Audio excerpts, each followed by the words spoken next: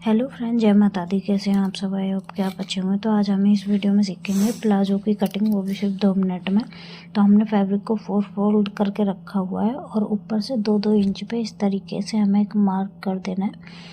तो 2 इंच की मार्किंग के बाद हम अपनी लाइन को सीधा कर लेंगे इस तरीके से। तो लाइन को सीधा करने के बाद अब हमें अपनी जो हिप साइज़ है नाप हमने लिया हुआ है।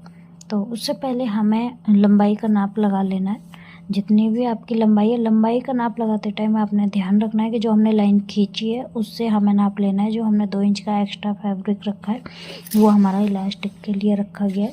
तो लंबाई का नाप लेने के बाद हमें लाइन को सीधा कर देना है। लंबाई में कुछ भी प्लस माइनस नहीं करना है, क्योंककि पहले ही हमने 2 इंच का फैब्रिक एक्स्ट्रा निकाला हुआ है। और अब हम एक्स्ट्रा फैब्रिक लेंगे।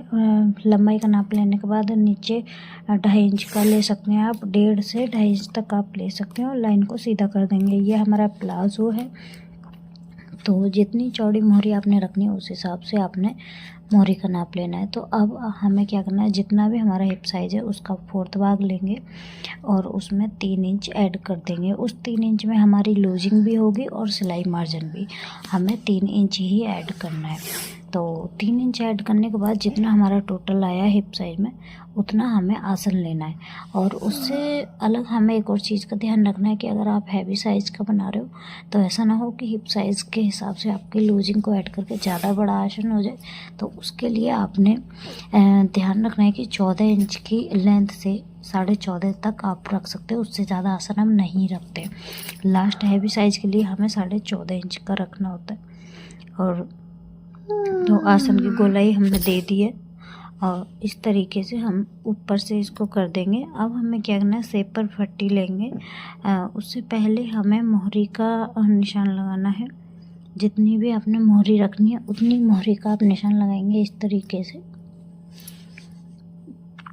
मोहरी के हम निशान लगाने के बाद 1 इंच हमें एक्स्ट्रा लेना है जो कि मार्जिन के लिए होगा। आप इसमें 1.25 इंच भी ले सकते हैं, क्योंकि हमारा प्लाजो है, ऑलरेडी हमने लूज़ रखा हुआ है। लेकिन मुझे इसमें इंटरलॉक करनी है तो इसलिए मैंने 1 इंच लिया हुआ है। तो शेप पर पट्टी लेके इस तरीके से हमें इसको शेप दे देनी है। शेप देने के बाद अब हम इसकी कटिंग करेंगे। तो मोहरी में आपने अपने हिसाब से रख लेना है। तो अगर वीडियो अच्छी लगी हो तो लाइक करना और चैनल को सब्सक्राइब करना बिल्कुल ना भूलें। Thank you for watching. जय माता दी।